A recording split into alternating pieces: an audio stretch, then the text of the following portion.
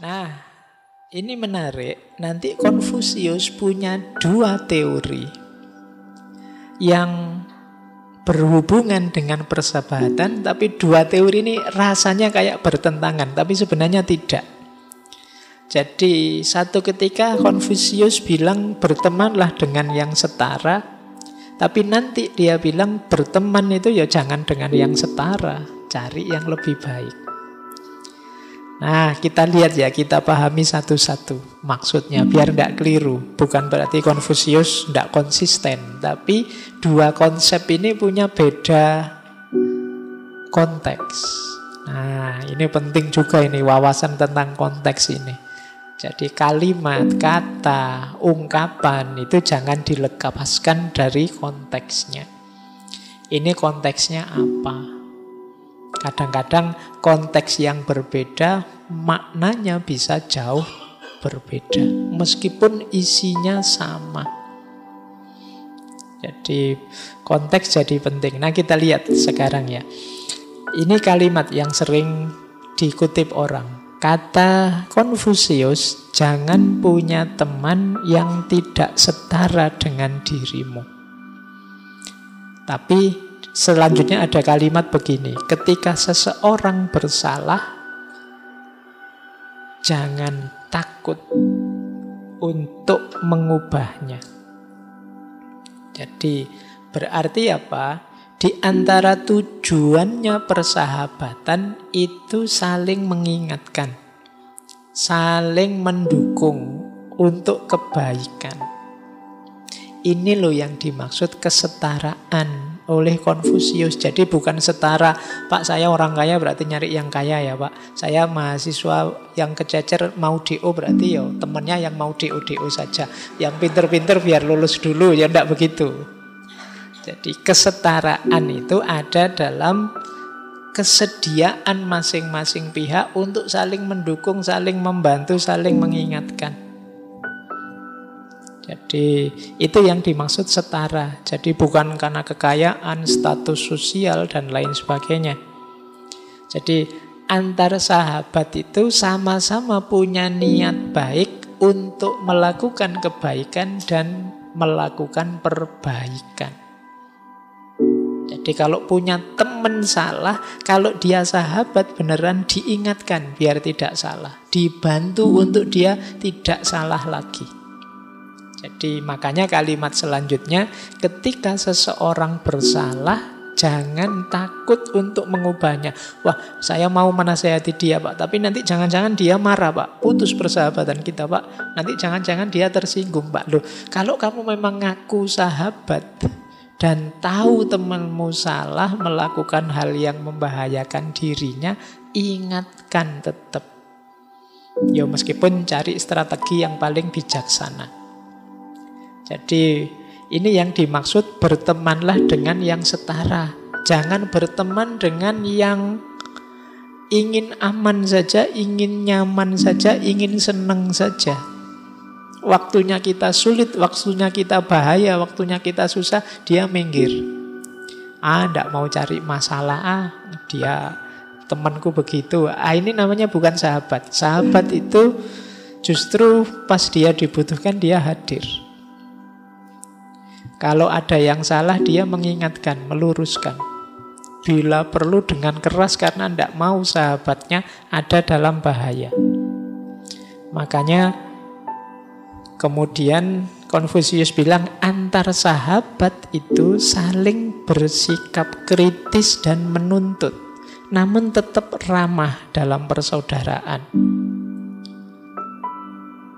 Pak, sahabat itu kan saling menerima Pak. Kok menuntut? Iya, menuntut untuk kebaikan dan perbaikan tadi.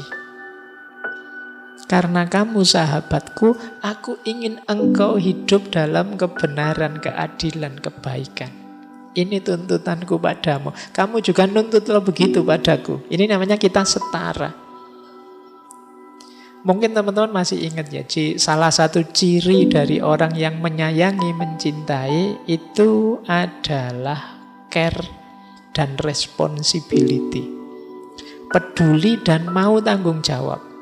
Aku tahu sih itu perbuatanmu, efeknya sekarang kamu tanggung, tapi aku akan membantumu untuk memperbaiki hidup.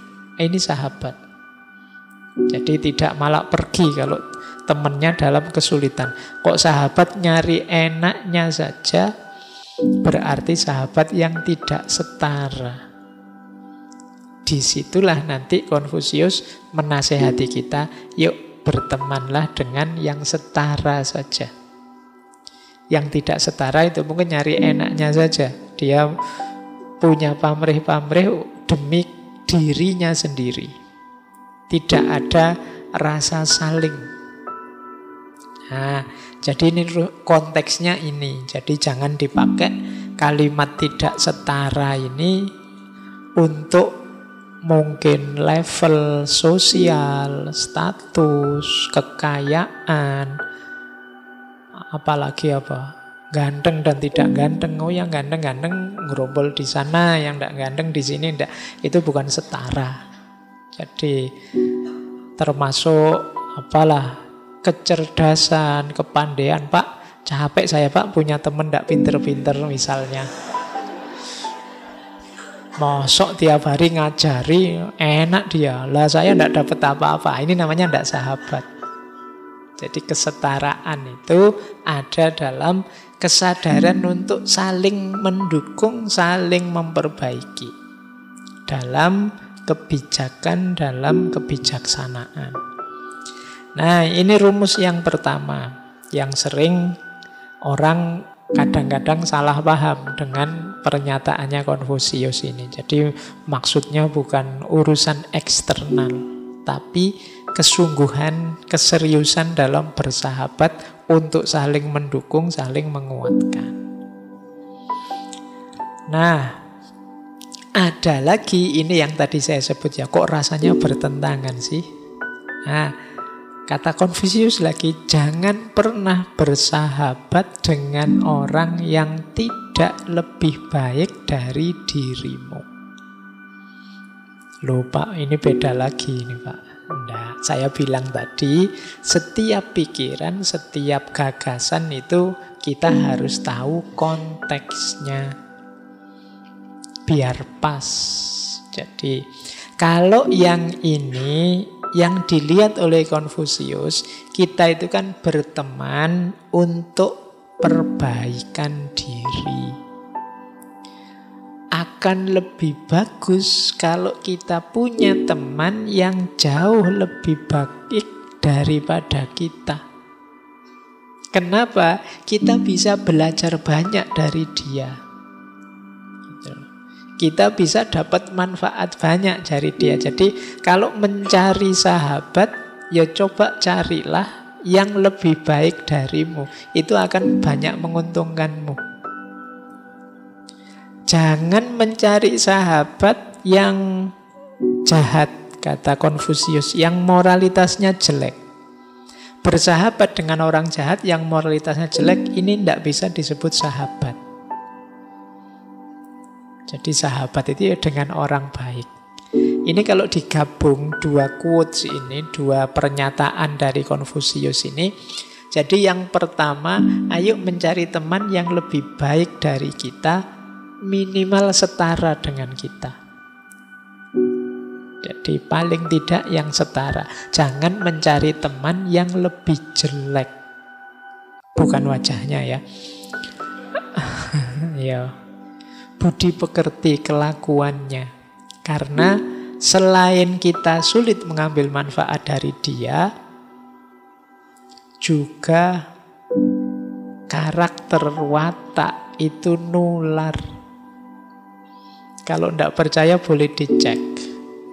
Kalian adalah cerminan dari sahabatmu. Kalau tidak percaya boleh dicek. Mungkin kalian kuliah ini temennya siapa, itu sedikit banyak akan ketularan. Mungkin gaya ngomongnya, mungkin diksi-diksi yang dipakai, mungkin cara guyonnya, mungkin pasti kalian terpengaruh oleh orang yang paling dekat denganmu. Entah sadar entah tidak, boleh dicek. Mungkin kalian kalau pulang kampung ke rumah, mungkin yang mahasiswa baru baru berapa bulan di Jogja, pulang ke rumah itu orang rumah mesti komentar, wah Jogjanya kelihatan nih. Biasanya celetuan-celetuan tidak sengaja. Mungkin ketularan teman satu kontrakan, apa ketularan bapak kos apa ibu kosmu, apa ketularan. Lo ya sopo ngerti kamu akrab sama ibu kosmu. Jadi kalipannya ibu kosmu terus sampai ke kampung. Gaya ngomongnya maksudnya. Nah, jadi itu pentingnya kita milih teman. Ketika kita milih sahabat, cari yang kualitasnya tinggi. Jadi kan lumayan. Misalnya, Pak saya punya sahabat itu Pak, kalau ngomong bahasa Inggris terus. Lu kan lumayan, dikit-dikit kita ketularan bisa ngomong bahasa Inggris. Atau punya teman yang ngomongnya bahasa daerah, terusnya saya pernah punya teman Madura misalnya. Lu dikit-dikit saya ngerti bahasa Madura, meskipun nggak bisa ngomongnya. Tapi kan pengaruh itu ada, maka cari teman yang lebih baik dari kita. Meskipun nanti di belakang ada penjelasannya, apa kemudian kita harus terlalu picky, terlalu milih, enggak, nanti ada rumusnya lagi. Tapi idealnya begini. Jadi ada konteksnya, kapan kita cari yang setara, kapan kita cari yang lebih baik. Kita cari yang setara dengan dalam semangat untuk bersahabat, untuk saling berbagi, saling mendukung dalam perbaikan. Kita cari yang lebih baik dalam rangka kita bisa belajar meningkatkan diri kita jadi lebih baik. Jadi kuncinya di situ, bukan teman yang sama saja atau teman yang apalagi di bawah kita. Nah, ini rumus dari Konfusius. Ini sebenarnya menarik konsep ini kalau kita tidak bergerak keluar tapi bergerak ke dalam. Bergerak ke dalam itu bukan kita mencari sahabat yang lebih baik, tapi mari kita jadi sahabat yang lebih baik. Nah, ini yang saya maksud membaca lebih dalam. Berarti apa? Jadilah kalian ini sahabat-sahabat yang lebih baik. Jangan hanya mengandalkan orang mencari yang lebih baik. Perhatikanlah apa yang bisa kalian berikan untuk meningkatkan kualitas sahabatmu. Tidak hanya kamu menuntut sahabatmu agar lebih baik dari dirimu. Nah, ini menurut saya ya. Jadi pernyataan dari Konfusius ini menurut saya kalau dibaca lebih dalam bisa ke sana. Kita itu kan sering kalau ada pernyataan-pernyataan semacam ini itu kita selalu menuju keluar. Kita mencari siapa sih sahabat itu yang sahabatku yang ini enggak, sahabatku yang itu enggak, sahabatku. Lupa menghitung diri sendiri. Apa kamu pantas jadi sahabat yang berkualitas tadi? Nah, jadi ini tips dari Konfusius. Yang saya bilang tadi, ini seolah-olah bertentangan. Tapi bisa kita baca sesuai konteksnya. Jadi ada situasi yang memudahkan kita memahami yang rasanya bertentangan tadi. Kalau yang pertama tadi berhubungan dengan semangat kita berkawan, bersahabat yang harus setara. Yang kedua ini berhubungan dengan aspek perbaikan dalam persahabatan.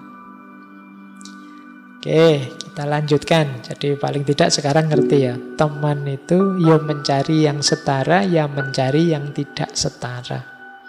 Yang tidak setara itu maksudnya yang lebih baik dari kita, bukan yang lebih buruk. Kalau yang lebih buruk atau berteman dengan orang jahat tidak bisa disebut persahabatan. Oke, kita lanjutkan lagi.